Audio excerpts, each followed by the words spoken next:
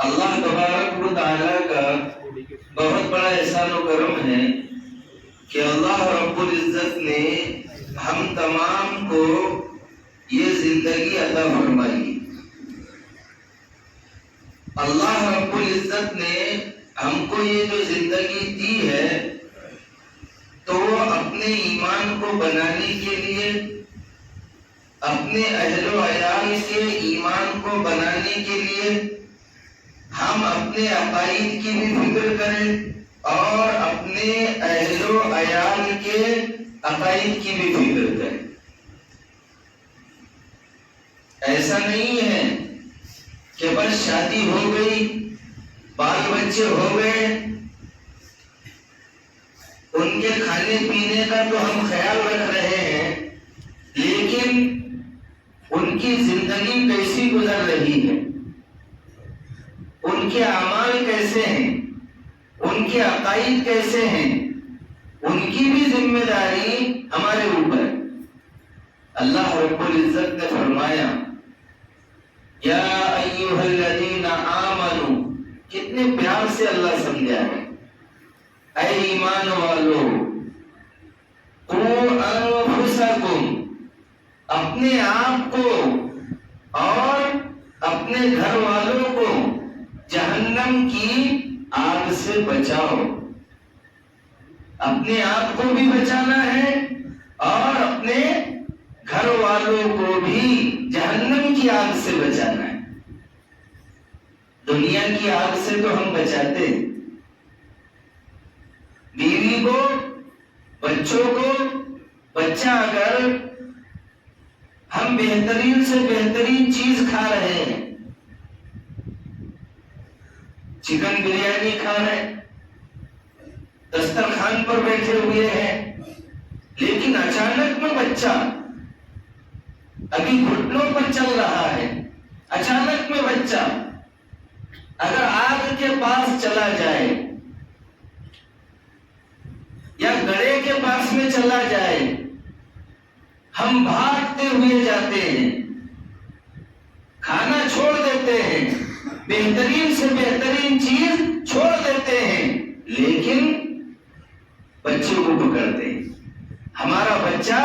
آگ میں نہ جل جائے، ہمارا بچہ گڑھے میں نہ گر جائے، ہمارا بچہ کنویں میں نہ گر جائے، ہمارے بچے کو چوٹ نہ لگ جائے،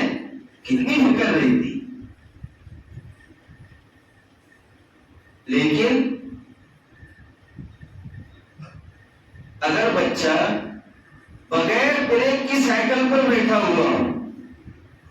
سائیکل یا موٹر سائیکل پر بیٹھا ہوا ہو، چھوٹا بچہ ہے، سائیکل پر بیٹھا ہوا ہے، بغیر بریک کی سائیکل ہے اور نیچے ڈھلان ہے، نیچے گڑھا ہے، اس کو بریک نہیں ہے سائیکل کو، ہم کیسے بھاگتے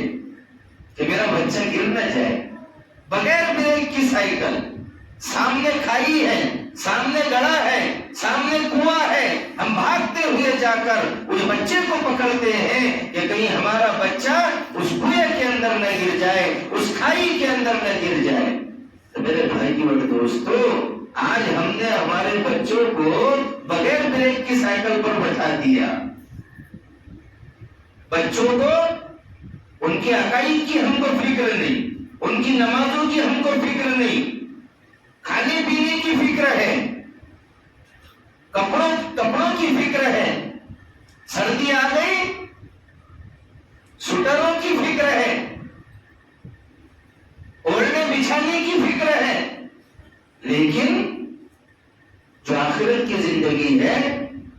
اس کی ہم کو کوئی فکر نہیں۔ حالانکہ اس کی تو زیادہ فکر کرنی چاہیے، یا تو باسی روٹی کھا کر بھی زندگی گزر جائے گی،